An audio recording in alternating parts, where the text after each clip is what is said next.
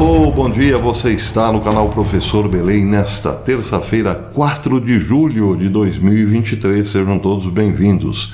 Dia em que os americanos lembram o 4 de julho de 1776, o dia da declaração de sua independência, que muitos analistas estão dizendo não lembram mais pelo motivo certo. Isso porque esta geração parece perder o contato com os fundamentos da sua história. Eu já vou falar sobre isso daqui a pouquinho, logo mais. Antes, uma observação interessante. Ontem eu republiquei no meu perfil no Twitter uma informação de que Moscou tinha sido atacada, pelo menos um grande prédio incendiava. Eu, na verdade, republiquei um post do perfil Mask23 que tem se notabilizado por informações sobre a guerra da Ucrânia. É um perfil bastante sério.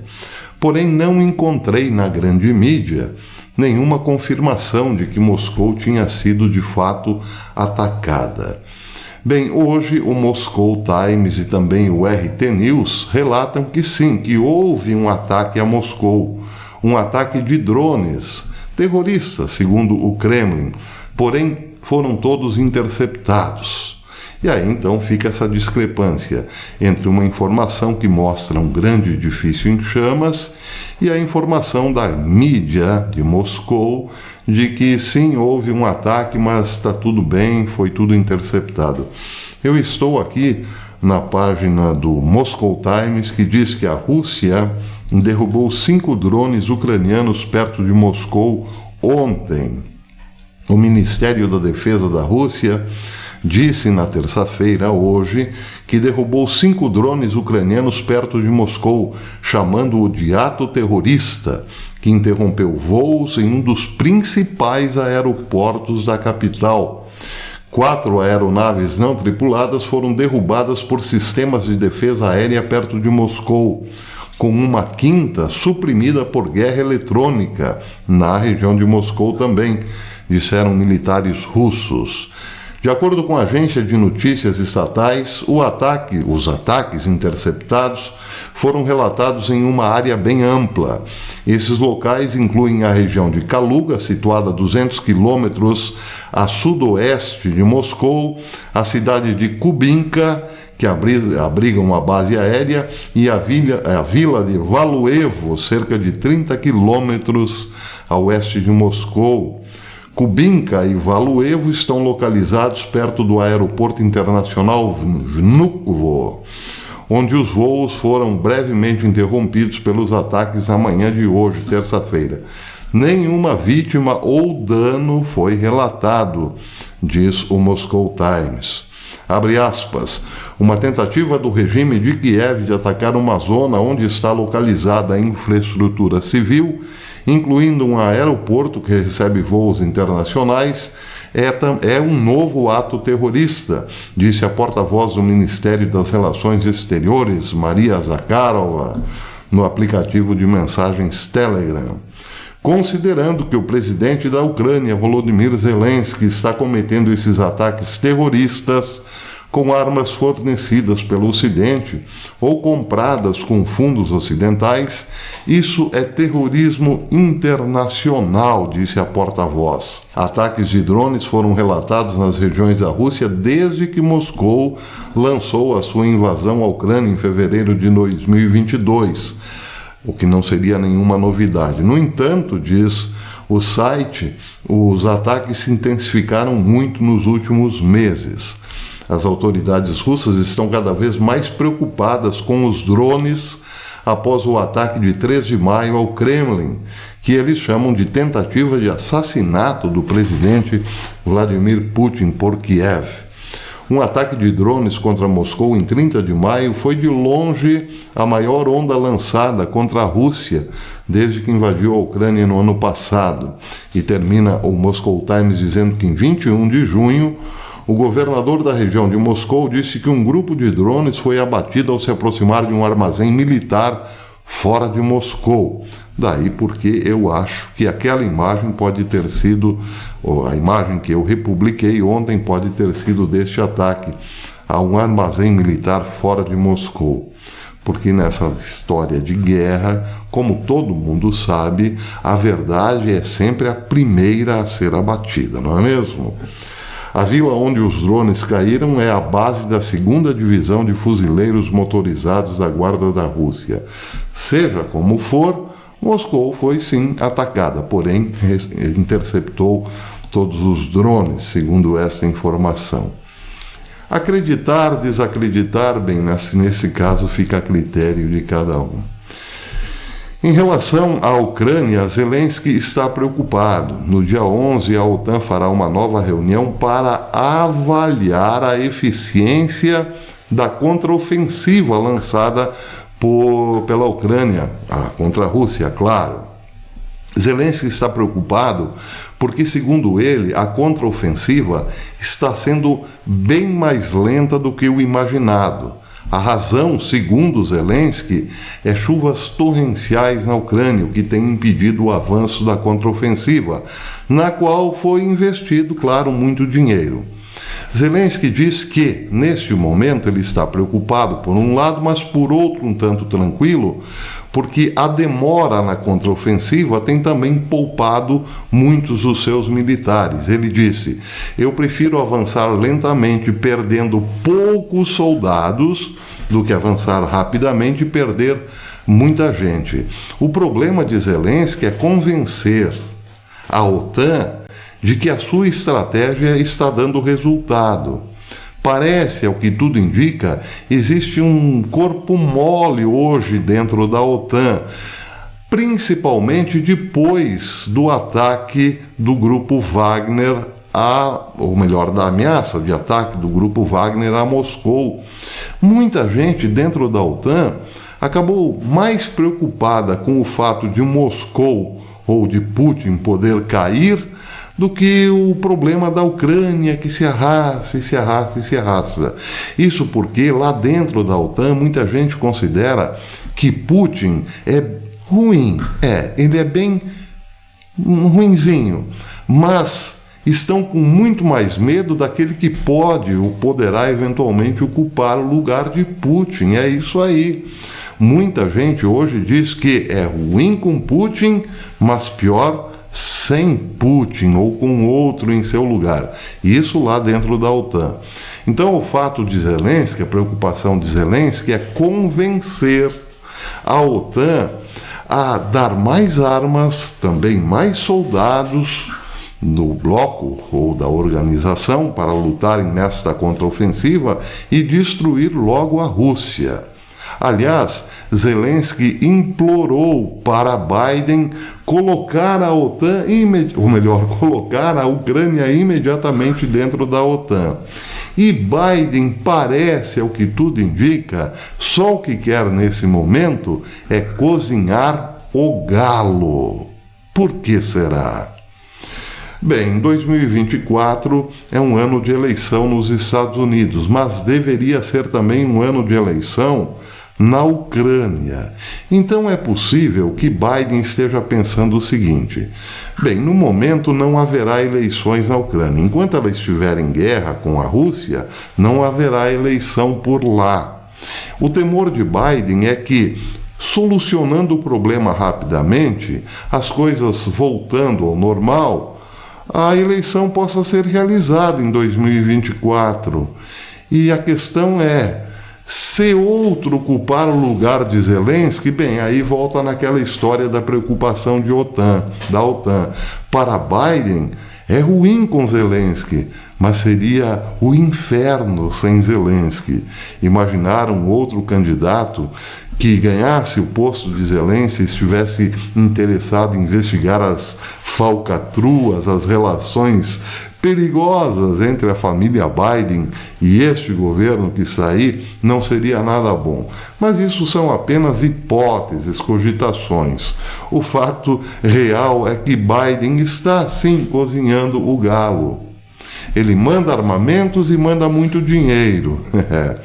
Desses armamentos, muitos já foram vistos em las afueras de Israel. Deveriam estar na Ucrânia, mas foram encontrados pela Força de Defesa de Israel lá na sua fronteira. E muito do dinheiro, da montanha de dinheiro que os Estados Unidos já enviaram para a Ucrânia, pouco, na verdade, foi aplicado nas forças militares. Onde foi o dinheiro? Pois essa é uma pergunta bastante incômoda para Biden, entre outras coisas, é claro. Então Biden vem cozinhando o galo, porque afinal de contas é muito bom manter as coisas como estão.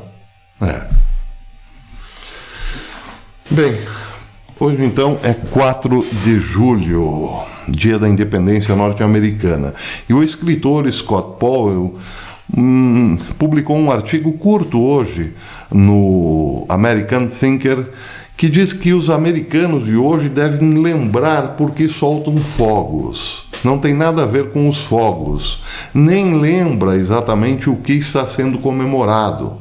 Porque o 4 de julho é um dia, ou pelo menos foi um dia, de muita coragem, mas também muita preocupação. Ele diz o seguinte: muitos americanos subestimam o significado do feriado de 4 de julho, conhecido como o Dia da Independência.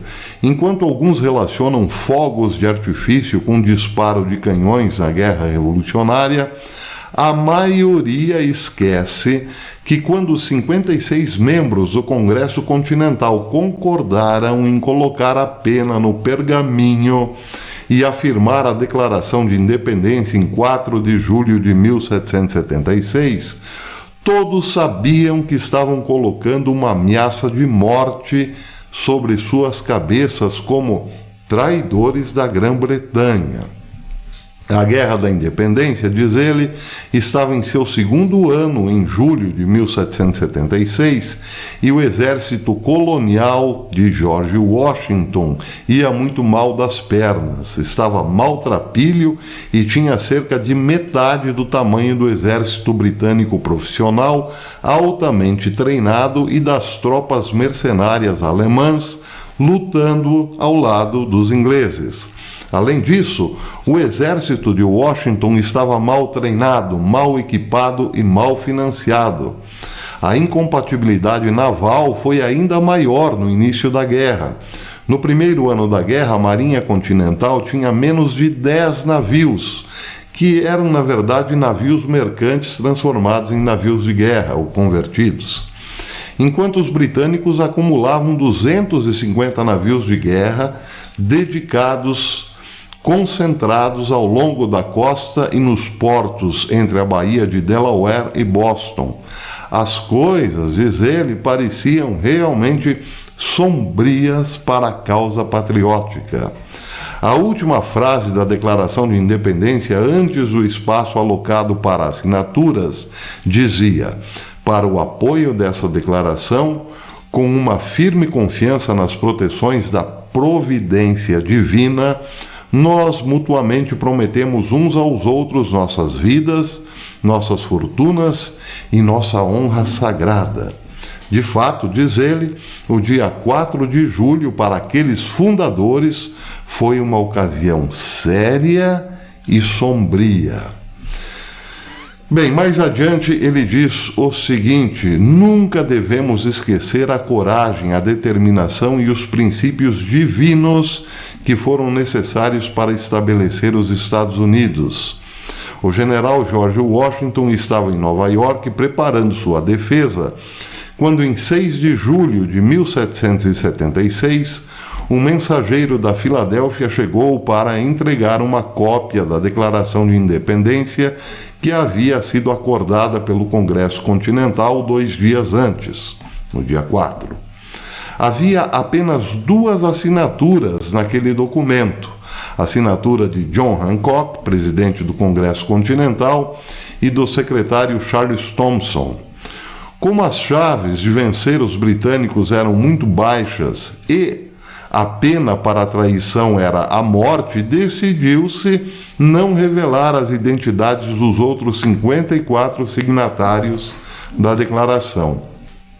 Menos de 6 meses depois, no entanto, depois que Washington obteve vitórias consecutivas, derrotando as forças britânicas em Trenton, Nova Jersey, e no dia seguinte ao Natal de 1776, derrotando os britânicos na vizinha Princeton, o Congresso Continental percebeu que uma tendência para a vitória havia começado e decidiu divulgar a declaração com as 56 assinaturas e distribuí-las pelas colônias. Como se viu, diz o escritor, Washington perderia mais batalhas do que ganhou, mas persistiu por mais de 5 anos, nunca duvidando da causa patriota. Uma miríade de desenvolvimentos que somente a providência divina poderia ter providenciado tornou possível a vitória final de Washington em Yorktown em 1781. Em retrospecto, o mais notável não foi a reversão das possibilidades ou das probabilidades resultando na vitória militar americana, mas sim o poder espiritual da Declaração de Independência e a Constituição, que estabelecia que os direitos do povo provinham de Deus e não do Estado, e que os poderes soberanos do Estado seriam moldados e limitados pelos direitos inalienáveis dos cidadãos. Quando Deus foi progressivamente expulso da cultura americana a partir dos anos 60 do século passado, esse vazio foi preenchido com falsos ídolos e influências divisivas como o marxismo cultural e a teoria crítica da raça. Não é de admitir que o americano médio hoje se sinta desmoralizado e confuso sobre a direção autodestrutiva do país. Uma elite dominante e corrupta na América parece não ter respeito pelo bem-estar do povo, nem pela Constituição, que serviu tão bem às gerações anteriores de americanos. Porém, se os americanos voltarem-se para Deus, tudo pode mudar, porque afinal, a sua história de independência, diz ele, está profundamente relacionada a isso, a este milagre, a esta providência divina. Bem, ele com esse artigo quer lembrar aos americanos que hoje não é um dia para lembrar de canhões. Hoje é um dia para lembrar o quanto Deus interferiu na história norte-americana, porque a simples vitória contra a Grã-Bretanha é em si o grande milagre, e a sua independência, fundamentada nos valores cristãos, diz ele, é que deram a este povo, ou àquele povo, condições de exercerem a sua liberdade. Ela foi garantida pela Constituição. Ele, na verdade, está dizendo que o dia de hoje é para lembrar o quanto os americanos já perderam de sua liberdade. Não se pode virar as costas para Deus impunemente. É basicamente isso que está no texto. Hoje, para ele, não é um feriado, mas é um dia santo. Por enquanto é isso. Até amanhã, se Deus quiser. E viva o 4 de julho.